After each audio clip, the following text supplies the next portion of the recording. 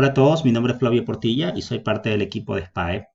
Actualmente me encargo de los programas relacionados con competencias blandas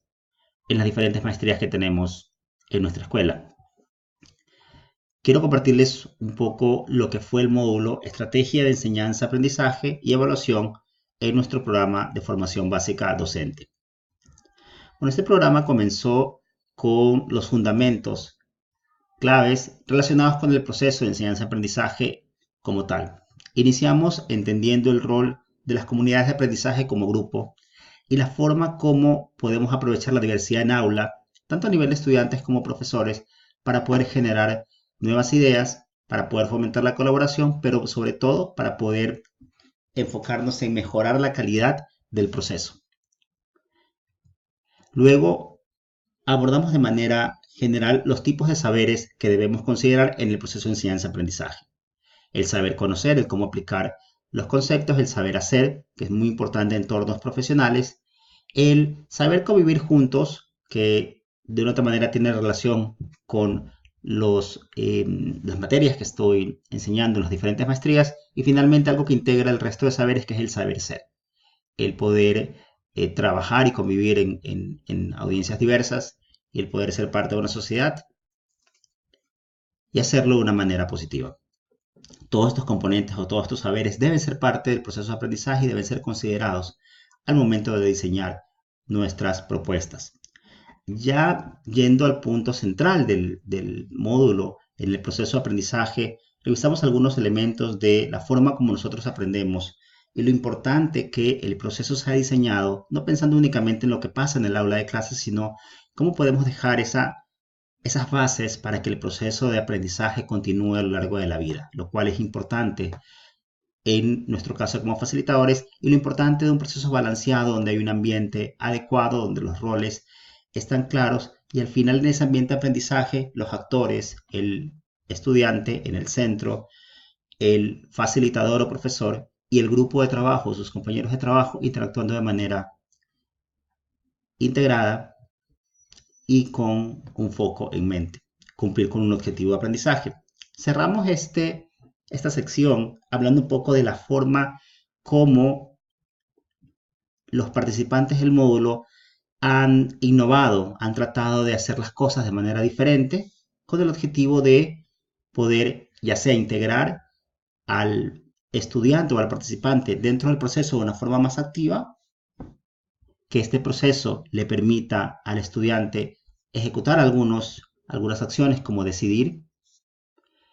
como presentar o procesar información, experimentar algo, pero sobre todo divertirse, que el proceso sea bastante interactivo y divertido. Y en algunos casos con apoyos tecnológicos que permiten que los estudiantes puedan ya sea procesar data, experimentar algo que sería difícil hacerlo en la vida real o finalmente interactuar, ya sea dentro o fuera de clase. El segundo punto del módulo se trató de estrategias, en los cuales hubieron dos grandes bloques. En el primero hablamos de las estrategias didácticas, en las cuales revisamos el proceso, cómo el proceso está estructurado. Y en este punto es muy importante resaltar que las estrategias didácticas responden a un objetivo. La planificación cuidadosa de estas estrategias nos van a asegurar el cumplimiento de objetivos. También hablamos de las diferentes estrategias didácticas dependiendo del tipo de intervención que necesitemos en los estudiantes para que alcancen los objetivos de aprendizaje, para que alcancen los tipos de saberes que estamos buscando en nuestras propuestas y finalmente algo que es muy importante son los recursos disponibles para poderlo hacer y también los roles. Enfatizamos en esta sección mucho la importancia que en metodologías de aprendizaje participativo el docente sigue teniendo un rol importante y que en ocasiones el aprendizaje autónomo podría ser mal interpretado como un trabajo exclusivo del estudiante. El docente y el estudiante y el grupo deben tener muy claros los roles y también deben tener claros los recursos con los que cuentan para estas estrategias. Por otro lado, hablamos de manera general de las estrategias de evaluación, donde revisamos algunos tipos en función de quién era la persona que evaluaba, donde podría ser una autoevaluación, una evaluación de pares, una evaluación de personas de otro nivel, como por ejemplo un profesor. También el origen puede ser una evaluación interna dentro del salón o externa de alguna unidad o de una acreditadora, y también el momento o la razón por la cual hacemos la evaluación, en la cual puede ser una diagnóstica o inclusive puede ser una sumativa al final del proceso. Y vinculamos un concepto muy importante que probablemente se haya malentendido respecto a medir versus evaluar. En el tema puntual de medir, este es un insumo para el proceso de evaluación, pero sin embargo evaluar va más allá, especialmente en el ámbito académico.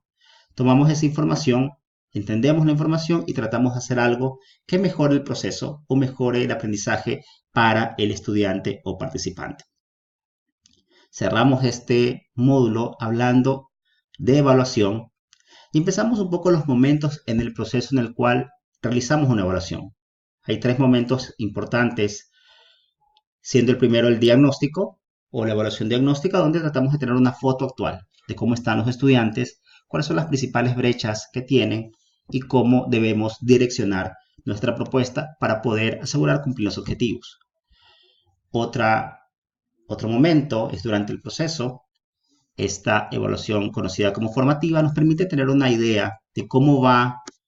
el aprendizaje, cómo va la aplicación de las diferentes técnicas y qué cosas podría mejorar o debería mejorar el facilitador para poder sacar el mayor provecho del proceso. Y finalmente, la más común, que es la sumativa final, la que nos permite determinar después de una intervención o de un proceso académico, qué tanto aprendizaje pudo ser capturado dentro del proceso. Y obviamente, esta información, poder compartirla. Y esto es muy importante al momento de relevancia, ya que la evaluación, dependiendo de quién la haga y el foco que tenga, no solamente es un espacio para poder evaluar al estudiante, sino también al facilitador o profesor. Y esto permite, de una otra manera, poder regular el proceso y poder, obviamente, mejorarlo. Pero es muy importante que esta información sea transmitida a los diferentes actores de una manera que permita utilizar y aprovecharse. Finalmente, hablamos de los instrumentos y los recursos que usamos en la evaluación, siendo uno de los más comunes que revisamos dentro del proceso las rúbricas, que no es otra cosa que un detalle de lo que cada criterio de evaluación significa, y eso se convierte en una guía muy importante para que el estudiante sepa cómo va a ser evaluado su trabajo, que va a ser relevante, y obviamente el profesor también puede realizar una evaluación en la medida de lo posible mucho más justa. Cerramos este módulo, esta parte del módulo, hablando de las herramientas que existen hoy tecnológicas que nos permiten facilitar este proceso de aprendizaje y evaluación, y también la forma como los participantes las habían utilizado. Integrando estos 3 componentes, tanto el fundamento como la estrategia de evaluación, concluimos que, como pueden ver en el gráfico, siempre en el centro debe estar el estudiante,